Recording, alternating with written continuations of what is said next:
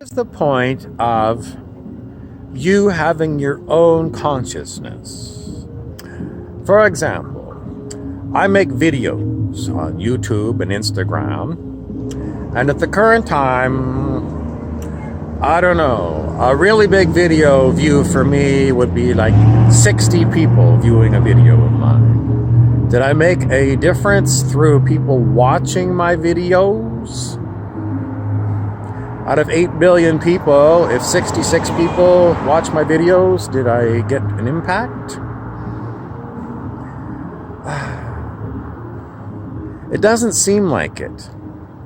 But the Arcturian Council, who are a group of ninth-dimensional, non-physical beings channeled by Daniel Scranton on YouTube, they say it's basically your intent. It's your intent to get your point across to the world that matters. In other words, I don't have to talk to 8 billion people to influence them. All I have to do is put out my intent to make it available to them, and which I do by putting it on the internet. If no one watches it, that's called letting go of being attached to all the people watching it. Not being attached to the results. Doing what you're doing and not being attached to the results.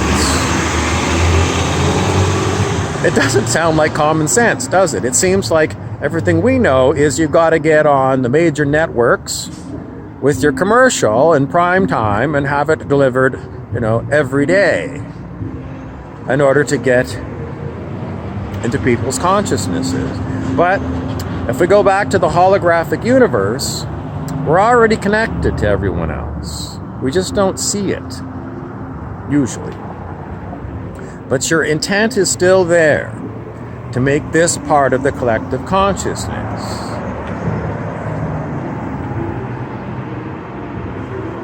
Somebody's asking me, does it work? It is the big bet you got to make. The big bet you got to make is that you matter. You matter. I'm trying to think of the movies. Frank Capra made a lot of movies, and this was the subject, that you matter. You matter to the people around you. You matter to your community. You matter to your world. And this is something that gets stamped out of us here in the world of the devil's bargain, the matrix, the feeling that we don't count and that we're ignored. Play along with me. You matter. Change your mind. Change your mind that you don't matter and that you're ignored. Another movie is I Heart Huckabees. And in that movie, Dustin Hoffman does the blanket analogy that explains how we're all connected. You can see the little clip of the blanket analogy, Dustin Hoffman, on YouTube if you look it up, I Heart Huckabees. Why believe me? I have to give you my advice. Because if you don't, you're going to remain believing that nothing matters at all. It's nihilism. It means nothing matters, nothing matters, nothing matters. I don't matter. And, in the end, even the world doesn't matter. The problem with this philosophy is there's no love in it. And as I said before, in the Course in Miracles, it says only love is real. You put it all together, and it means believe in yourself. Believe that you're here for a purpose.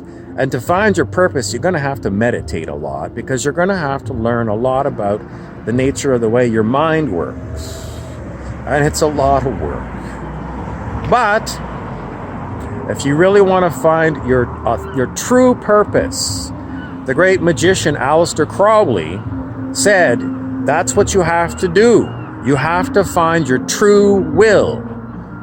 What's your true will? Well, it gets squashed when you're born on planet Earth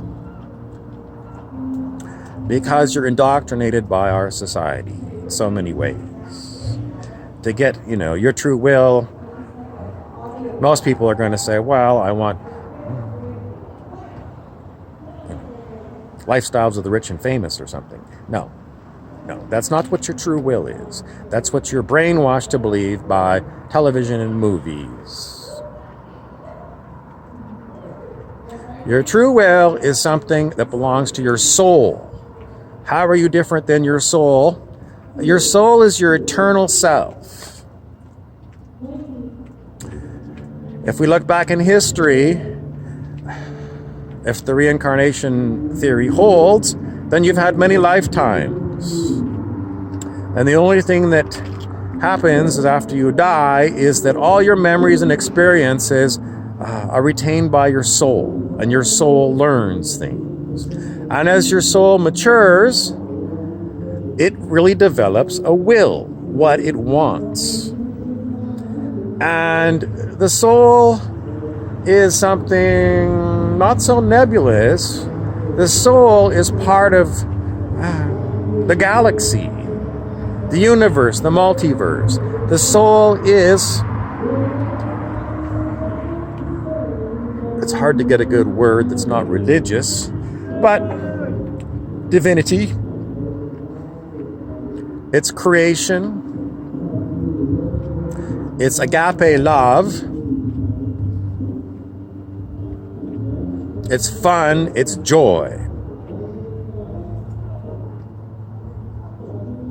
Those are some hints, if you got it right. Some people will say, well, if I live lifestyles of the rich and famous, I'm going to have a lot of joy. But then the problem is, what's the cost of you going for that? The cost is other beings are going to suffer for your selfishness. So human selfishness has to be thrown away. You basically got to be like a Buddhist bodhisattva, which is saying, I'm pursuing enlightenment for the benefit of all sentient beings. In other words, all intelligent beings. That's why I'm doing it. I'm not doing it for me, for my personal reasons. And that way you protect yourself, because you're not getting into ego needs. You're looking after the best, highest and best for all beings. A lot of wisdom in these teachings, if you think about it. Think about it. Think about Woodstock. Think about me. I'm Bob Frizzell.